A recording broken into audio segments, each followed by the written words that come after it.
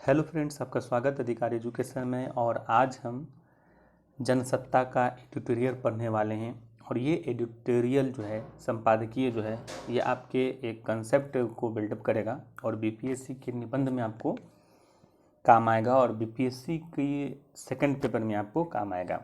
बहुत ही अच्छा एडिटोरियल है। तो इसमें हम आज बात करने वाले हैं कि तकनीकी दुनिया बनाम वास्तविक समाज।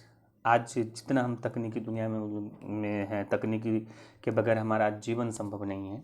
किस तरह से तकनीकी ने हमारे जीवन पर प्रभाव डाला है, समाज के हर क्षेत्र को लगभग बदल दिया। आजकल देखिए हर चीज़ सोशल मीडिया, टेक्नोलॉजी में सब चीज़ें। तो चलिए हम शुरू करते हैं। जनसत्ता का 1 मई 2023 आप देख रहे हैं।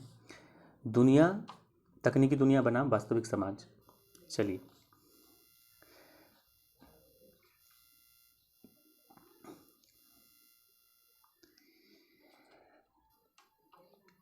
आज की दुनिया वास्तविक और भ्रम के बीच अंतर करना उतना कठिन है जितना दूध से पानी को अलग करना। देखिए ये कोटेशन जो है ना, ये आपको निबंध लिखने में कोटेशन जब देखते कि ऐसे के लिए कहा जाता है कि कोटेशन से शुरू करने के लिए, है ना। तो ये आप इसको आप नोट भी करके रख सकते हैं कि आज की दुनिया वास्तविक और भ्रम के बीच अंतर करना उतना ही कठिन है जितना कि दूध से पानी को। तो ये सेंटेंस को आप यूज कर सकते हैं।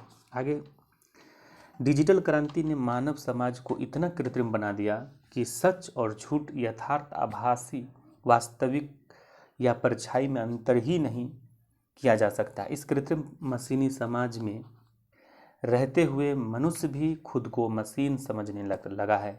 जिस तरह से मशीन की भावनाएं नहीं होती, उसी तरह से अब मनुष्य भी भावना रहित हो गया है। उसे कोई फर्क नहीं पड़ता कि उसके आसपास क्या हो रहा है, परिवार के युवा, बुजुर्ग या बच्चे किन तनाव से गुजर रहे हैं, समाज या देश किन समस्याओं से जूझ रहा है, क्योंकि वे तो केवल आभासी दुनिया में सैर में व्यस्त रहते हैं। एक ऐसा काल्पनिक दुनिया जिसमें वह सब करना संभव है जो वास्तविक दुनिया में करना संभव नहीं होता। उद्विकासवादी मानते हैं कि सांस्कृतिक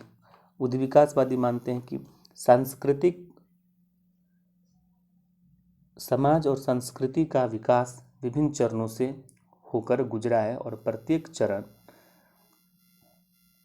चरण अगला चरण से अधिक विकसित होता है।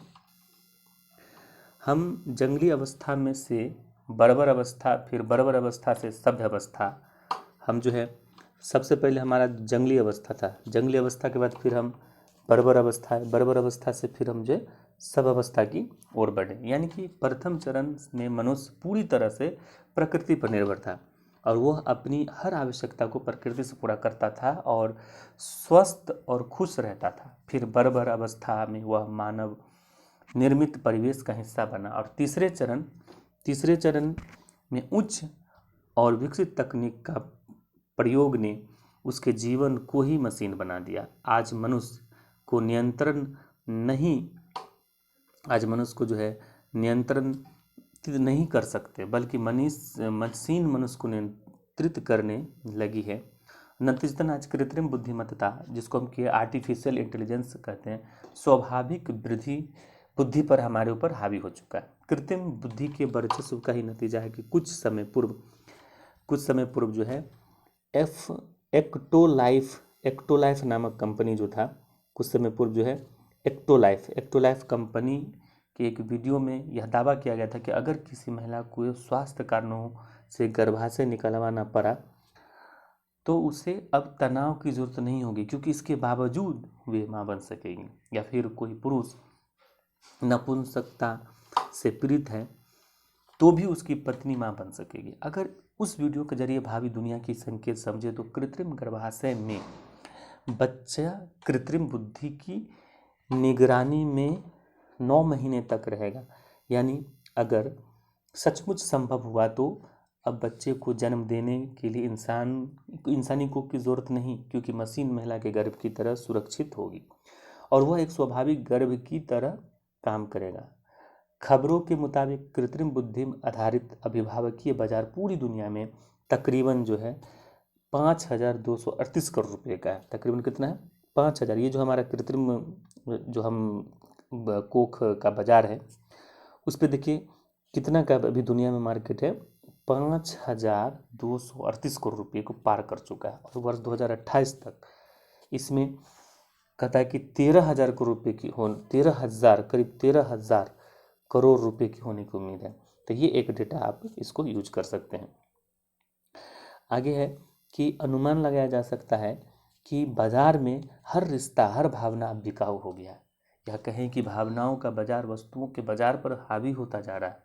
एक मशीन के लिए यह दावा करना कि बच्चे के लिए तीसरे अभिभावक की भूमिका निभाएगी, बच्चे की जिंदगी में आ रही मुश्किलों को अभिभावक नहीं समझ पाते, उन्हें यह यंत्र समझने में मदद करेगी, कितना विरोधाभासी प्रतीत होता है। जिस मशीन को खुद मनुष्य ने तैयार किया, जिसमें सारा डेटा खुद मनुष्य ने भरा, वह यंत्र मनुष्य की बुद्धि और सामर्थ्य को चुनौती दे रही है। यह चिंता का विषय है।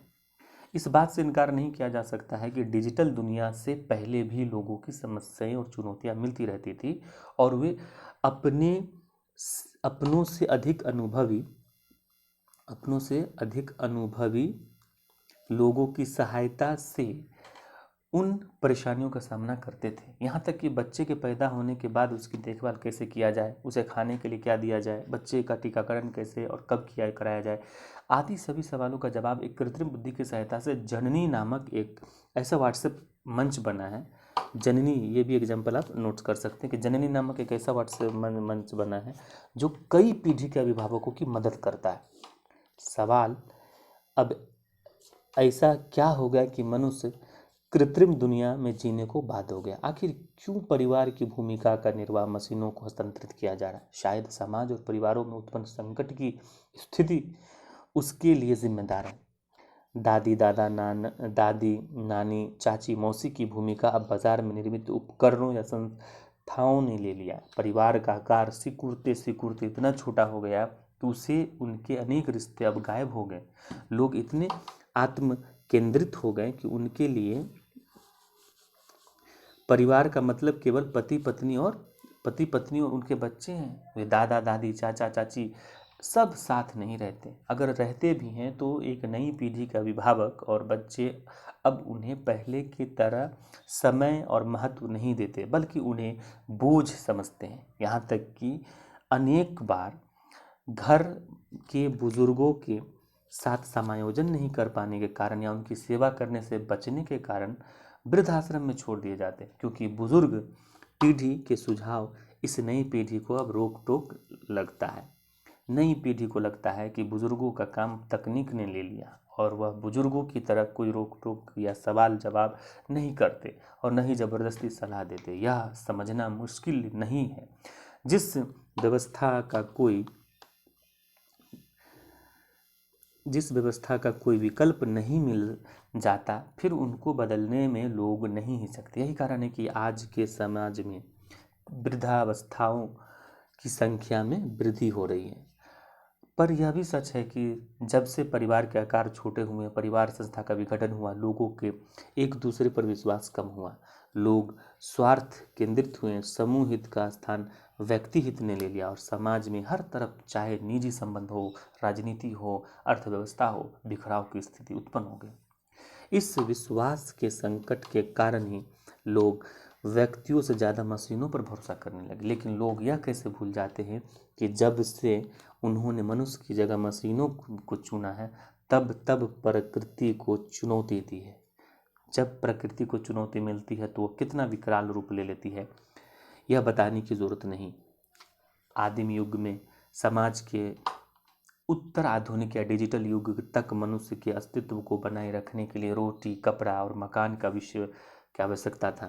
रोटी, कपड़ा और मकान मुख्य आवश्यकता था। उसके अलावा जीवन में स्वास्थ्य और खुशहाल बनाने के लिए सामाजिक संबंध को सहज होना, उन पर विश्वास, प्यार होना, जो मशीनी युग में कहीं खो गया है। लेकिन लगता नहीं है कि किसी को भी इसकी चिंता है। यह सच है कि पूर्व के समाजों की तुलना में वर्तमान दौर में लोगों के पास अनेक विकल्प उपलब्ध हैं।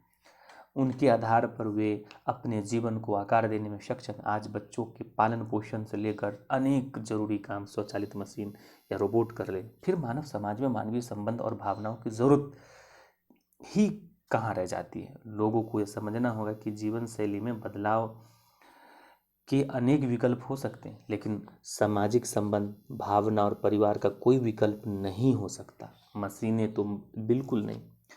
अगर समय रहते सामाजिक संबंधों का महत्व को नहीं समझा गया तो यह कथन है कि विकसित मस्तिष्क के कारण मनुष्य पशुओं से श्रेष्ठ है, गलत साबित हो जाएगा।